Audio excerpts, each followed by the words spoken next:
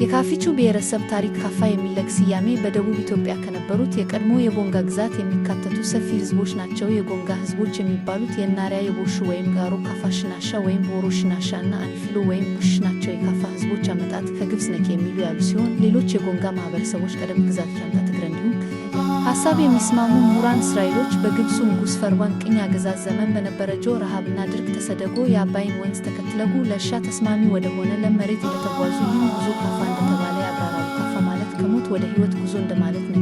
የቀድሞና የአሁኑ የታሪክ ተመራማሪዎች እንደሚገልጹት የካፋ ግዛት መንግስት ተቋቋመ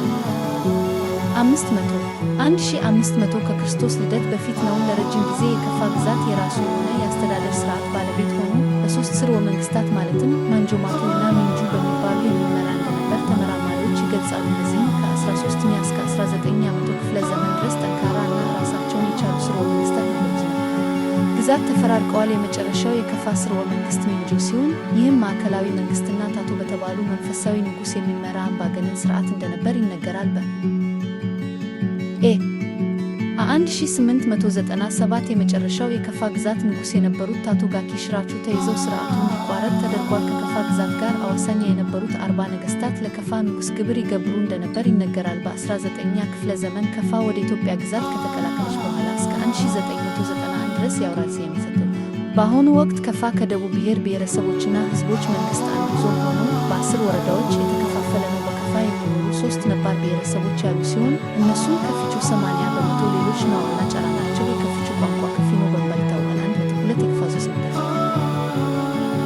የካፋ ዞን በደቡብ ምዕራብ ኢትዮጵያ በ6024 እስከ 77 ሰሜን እና 3569 እስከ 3678 ምስራቅ ላይ ይገኛል። የካፋ ዞን ቦንጋ ከተማ ከአዲስ አበባ 460 ኪሎ ርቀት ላይ ይገኛል። ካፋ ከደቡብ ብሔር ብሔረሰቦችና ህዝቦች መንግስት 13 ዞኖችና 8 ልዩ ወረዳዎች አንዱ ነው። የዞኑ የመሬት ስፋት ጠቅላላ 10,602.7 ሜስኩዌር ሲሆን ከክልሉ 7.06% ስፋት ይሸፍናል። ዞኑ በሰሜን ከኦሮሚያ እና ከሰሜን ምዕራብ በኮንታ ልዩ ወረዳ፣ በምስራቅ በደቡብ ከደቡብ ኦሞ ጋር፣ በቤንች ማጂ ዞን በምዕራብ ከደቡብ ምዕራብ ከሸካ ዞን ጋር ይዋሰናል።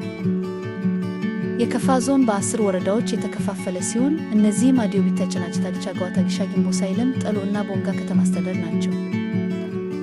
የካፋ ዞን የአረቢካ ቡና ዋና መገኛ መሆኑ የሚታወቅ ሲሆን ቡና ምንጩና መገኛዶ በዴቻ ወረዳ ማኪራ በተባለ ቦታ እንደተገኘ ይነገራል። በካፋ ዞን የሚገኘው የጥቅት ደን በኢትዮጵያ ውስጥ ካሉት ጥቂት የቡና ደኖች ውስጥ አንዱ ነው። ካፋ የኢትዮጵያ የቡና ዝርያ ምንጭ ሆኖ ይጠቀሳል።